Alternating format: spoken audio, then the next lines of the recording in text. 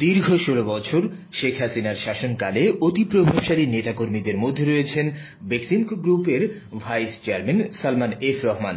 তিনি ছিলেন শেখ হাসিনার সরকারের শাসনকালে বড় বিনিয়োগকারী নেতা, যার নাম উঠে আসে শেয়ার বাজার ও ব্যাংক কেলেঙ্কারি খাতে। উইকিলিক্সের মতে বাংলাদেশের সবচেয়ে বড় ঋণ খেলাপি ব্যক্তিদের মধ্যে তার নাম উঠে আসে। কে বলতে পারবে যে শুভ্র সাদা দাড়ি ও ধবধবে সাদা পাঞ্জাবি পায়জামা পরিহিত এই ব্যক্তিটির ভেতরে লুকিয়ে আছেন নানা অসৎ কুকর্ম। ভেতরে ভেতরে আত্মসাৎ করেছেন পুরো বাংলাদেশ। কি তার আসল পরিচয় এবং তিনি যেসব অসৎ কর্মের সাথে লিপ্ত সেই সব বিষয় সম্পর্কেই জানার চেষ্টা করব এই ভিডিওটিতে। সালমান এফ রহমানের জন্ম ১৯৫১ সালের ২৩ মে ঢাকা জেলার দোহারে এক বিশিষ্ট বাঙালি মুসলিম পরিবারে।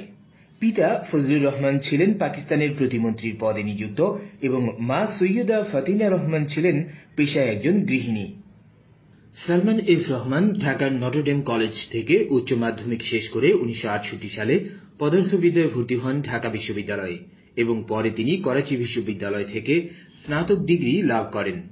১৯৬৬ সালে সালমান ও তার বড় ভাই সোহেল ফসিউর রহমান পারিবারিক মালিকানাধীন একটি পাট কারখানা পরিচালনা শুরু করেন, যা ১৯৭২ সালে সরকার দ্বারা জাতীয়করণ করা হয়। এরপর একই বছর তিনি Bangladesh export and import company limited হিসেবে বহুল জনপ্রিয় বেক্সিমকো গ্রুপ প্রতিষ্ঠা করেন এবং ইউরোপীয় দেশগুলোতে সামুদ্রিক খাবার ও চূর্ণহার রপ্তানি করা শুরু করেন, আর তার বিনিময়ে অন্যান্য দেশগুলো থেকে তিনি ঔষধ আমদানি করতেন। প্রায় ৭০,০০০ কর্মচারী নিয়ে বেক্সিমকো যখন জনপ্রিয়তার তুঙ্গে, তখনই তিনি যোগ দেন রাজনীতি তথা দুর্নীতির বাজারে। নিজের নাম লিখেন দেশের সবচেয়ে বড় ঋণ খেলাপি ব্যক্তিদের তালিকায়। হাসিনার শাসনকালে প্রায় ৩ দশক ধরে শেয়ার বাজারে শত শত মানুষের কোটি কোটি টাকা পুঁজি হারিয়ে নিঃস্ব হওয়ার পেছনে দায়ী একমাত্র মাস্টার মাইন্ড এই নেতা সালমান এফ রহমান, যিনি তার বেশভূষার জন্য দরবেশ বাবা নামে সবার কাছে পরিচিত। ১৯৮৬ সালে যখন আওয়ামী লীগ প্রথমবার ক্ষমতায় আসেন, ঠিক তখন থেকেই সালমান এফ রহমানের দুর্নীতি, ঋণ খেলাপি ও অর্থ আত্মসাৎ করা শুরু হয়, যা ২৪ সালে এসে সমাপ্তি ঘটে। অনেক বড় মাপের নেতাদের সারিতে তার নাম হওয়ায় শেয়ার বাজার ধ্বংস ও অর্থ কেলেঙ্কারিতে তার নাম থাকা সত্ত্বেও কোনো আইনের আওতায় আনা হয়নি তাকে। পড়তে হয়নি কোনো প্রকার ভোগান্তিতে বা হয়রানিতে। শেখ হাসিনার শাসন আমলে ১৯৯০ সালে ব্যবসা সম্প্রসারণের পর তিনি যোগ দেন রাজনীতিতে। তারপর ১৯৯৬ সালে শেখ হাসিনা সরকার যখন প্রথম ক্ষমতায় আসে, তখন শেয়ার বাজারে একটি বড় বিপর্যয় ঘটে, যেখানে তার নাম আসে সবার আগে। আস্তে আস্তে জনমুখে তার পরিচিতি বিস্তৃত হতে থাকে। তবে ২০০৭ সালে তত্ত্বাবধায়ক সরকার শাসনকালে আর্থিক প্রতারণার অভিযোগে কিছুদিন কারাবন্দীও ছিলেন তিনি।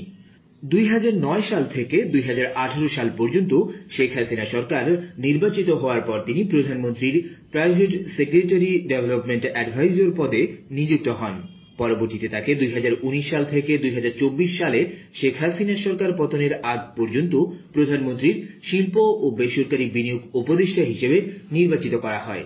তিনি দুর্নীতিতে লিপ্ত হন। এছাড়াও শেয়ার বাজার কেলেঙ্কারির মাধ্যমে শত শত মানুষের টাকা গ্রাস করে তিনি বিপুল পরিমাণ অর্থ সম্পদের মালিক বনে যান। দেশে ব্যাংক খাত থেকে শুরু করে শেয়ার বাজার, ঋণ খেলাপথ, বন্ড মার্কেট এবং দুর্নীতিতে তিনি ছিলেন সবার সেরা।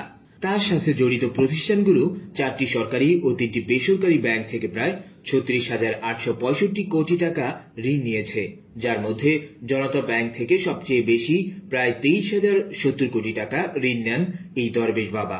অর্থ কেলেঙ্কারির পাশাপাশি নারী লিপ্সতায় সালমান এফ রহমান ছিল চ্যাম্পিয়ন। জানা যায় একাধিক নারীর সাথে তার অবৈধ সম্পর্কের কথা। সালমান এফ রহমানের সাথে ব্যবসায়িক সম্পর্ক তথা খাতির ছিল ইন্ডেক্স গ্রুপের ব্যবস্থাপক পরিচালক শফিউল আল মুনিরের সাথে। আর এই সম্পর্কের সাথে সাথেই তিনি তার স্ত্রী টিভি উপস্থাপক জাকিয়া তাজিনের সাথে অবৈধ সম্পর্ক গড়ে তোলেন। জোরপূর্বকভাবে মুনিরের কাছ থেকে ডিভোর্স নিয়ে ছলে বলে কৌশলে জাকিয়া তাজিনকে গ্রাস করে নেন তার কাছে। গত ৫ই আগস্ট হাসিনা সরকারের পলায়নের পর থেকে কোনো উপায় না পেয়ে অবশেষে ১৩ই আগস্ট সাবেক আইন বিচার ও সংসদ বিষয়ক মন্ত্রী আনিসুল হকের সাথে নৌপথে পালিয়ে যাওয়ার সময় সদরঘাট এলাকা থেকে হাতে নাতে ধরা পড়েন সাবেক এই নেতা সালমান এফ রহমান তথা দরবেশ বাবা।